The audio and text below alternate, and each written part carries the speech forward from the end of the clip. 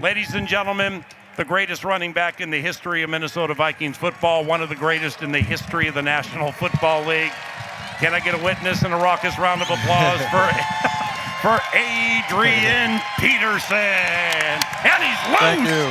What's going on, Adrian? I missed that. And he's loose. I missed it.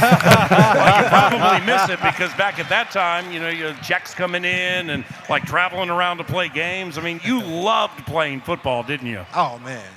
That's at a young age, I remember being like, hey, you know what? It wasn't college football or anything. It was like, I want to make it to the NFL, Yeah. So, yeah, you have to have that passion to be, I feel like, to be one of the best. Well, think about this. I mean, speaking of college football, Adrian was drafted 18 years ago, 2007. Wow. We had a bunch of collarbone terrorism. People were worried whether he's going to be available or not. Goes on to be one of the best in the history of the game. But let's say 06, 05, 07. Can you imagine what Norman, Oklahoma would have been like if they had NIL? Oh, my God. If you had NIL back then, are you kidding me? Yeah, man. I think about that all the time. It would have been crazy. Stayed a few more years, right? I was down in the Super Bowl this past year, and I ran into Reggie Bush, and we were talking about that. And he was just like, man, can you imagine how much money we could have made, man? Yeah, I can only imagine. Well, wait a minute. Didn't Reggie make a lot? Yeah, he did okay. I mean, I think he did okay. At least his family did okay. I do want to ask you, since you brought that up, I saw you down here with Aaron Jones. You guys were getting, dapping it up a little bit. When you get together with other guys that played your position, some of the younger guys, high-enders just like Aaron is, like, what are the sort of things that they want to know from you? Like, what do they ask you, a guy that played at the highest level? It's normally like, what's the mentality? What does it take to be great? And you did it for such a long time. That's the question they ask. How did you do it? And I tell them it's the work ethic. First off, it's the mindset. It's about having the passion and the love for the game. That's the most important thing. And then understanding that, you're competing. If you're doing something, I always have the mentality to be the best at doing it, So with that, it comes with the work ethic. And that's the one thing that I learned coming out of college, because I always wonder why guys kind of fell off that I watched in college. And once they made it to NFL, they kind of dropped off. So once I made it, I knew what it came down to, and it was about being consistent and putting the work in. Because at the end of the day, and it might sound cliche, because I say it all the time, you get out what you put in. And that's what it's all about.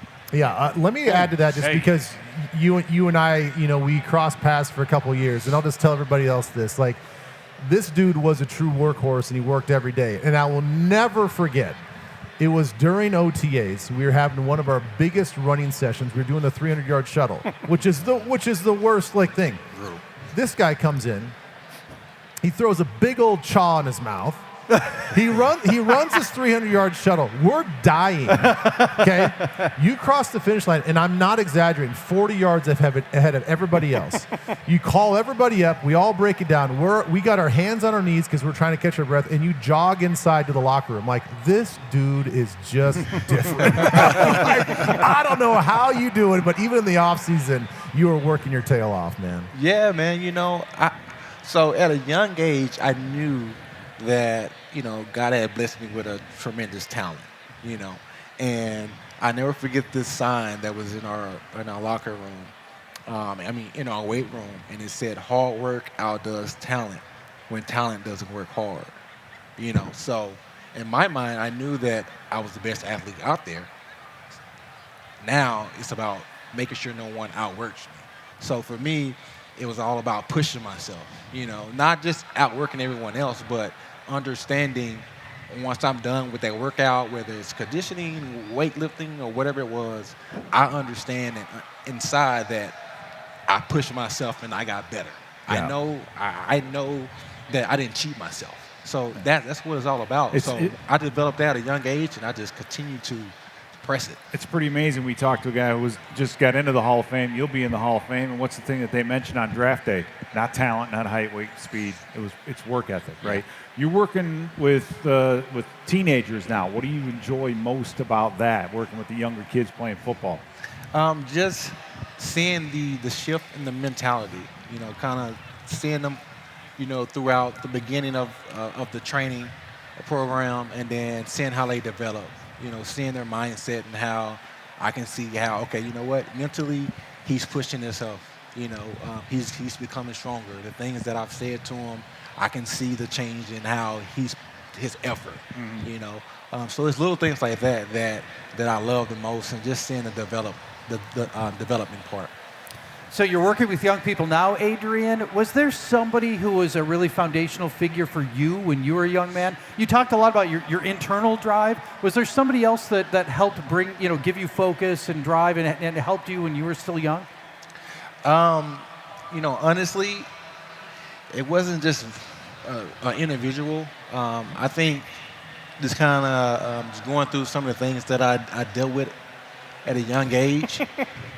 Seeing my brother pass right in front of me, I think that right there was my driving force. Yeah. Because he was way more talented than me, believe it or Wow. not. But he was a year older than me, and so for me at a young age, I was like, you know what? I'm not only am I doing this for myself, I'm gonna do it for my brother, because he was just that awesome, and he was really kind of my driving force.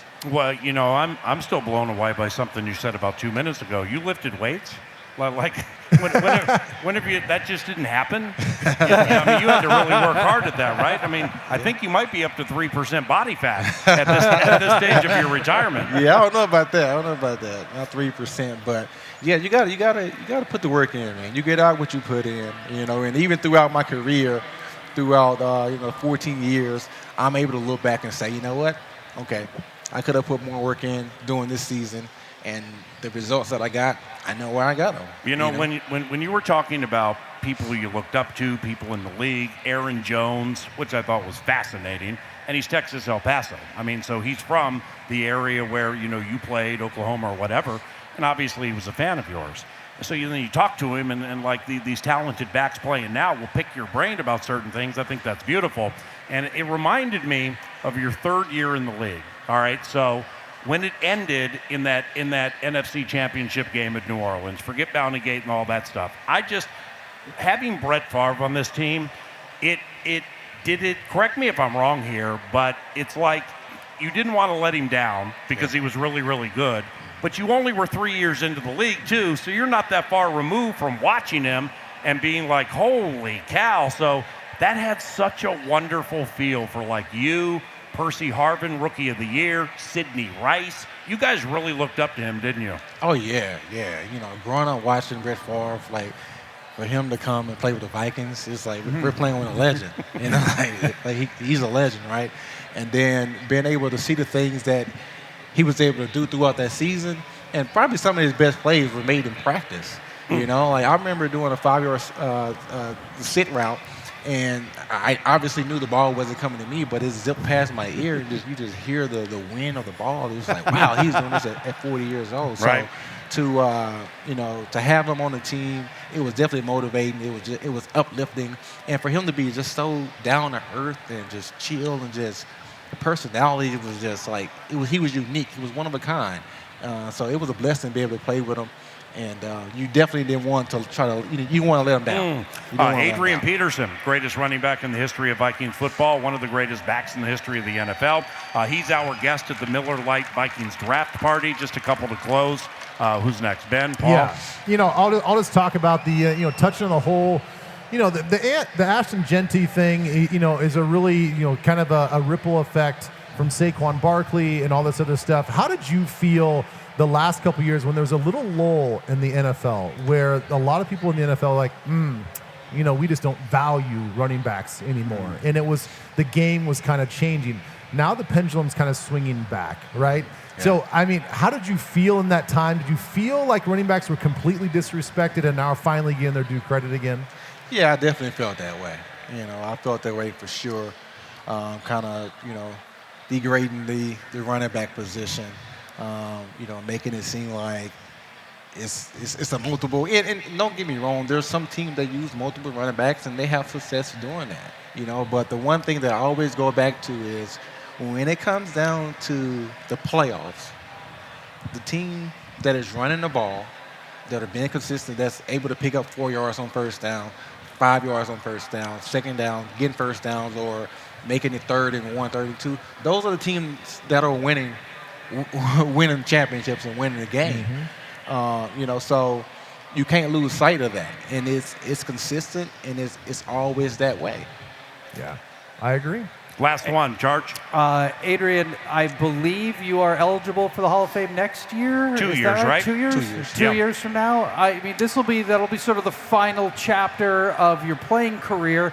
Do you think about it much about going into the Hall of Fame? I mean, it's gonna happen. It's you're not somebody that's a cusp, but maybe it's gonna happen. Do you think about it much? I think about it, but not too much. I just kind of sit back and just enjoy the process. That's kind of what I've been doing, and I still have the heart. I'm just like, man, I be watching. I'm just like, man, I can go out there. I know I can do that. You look like you could do that. I can do better than that for sure. Like, I really got to get in the lab to get my body to where it needs to be, but I'm just like, man, I still can do it. Did you finish with Seattle? Yes. For Washington, Seattle, right? Yeah. Okay, well, I mean, in fairness, at what ended up being the end, okay, what did it feel like? I mean, because we're sitting here talking to you, man. Yeah. We're talking about Green Bay, and we're thinking about, the long touchdown runs you had there. Say it's 2012 when you won the MVP award. Late in the season, nobody could stop you. The Rams go with a 5-man front. They're basically like, hey, if you guys beat us, it ain't going to be that guy. Like your first carry, you went 80 and change. Yeah. So from there to what you knew was the end, like what did it feel like? You know what? It really didn't feel too much different, honestly, because I never forget. I was at the Oklahoma State game, and I got the call from Seattle. That was on the Saturday, and I flew in to Seattle that next day, and worked out and did all that, and I was starting that Sunday. Wow. They seen enough, but they was like, okay, he's our starter. And they had guys. They were 24. A good group of running backs, young running backs. So I felt good. It was just unfortunate things happened within that game. I ended up having the pinched nerve, which ended the season for me.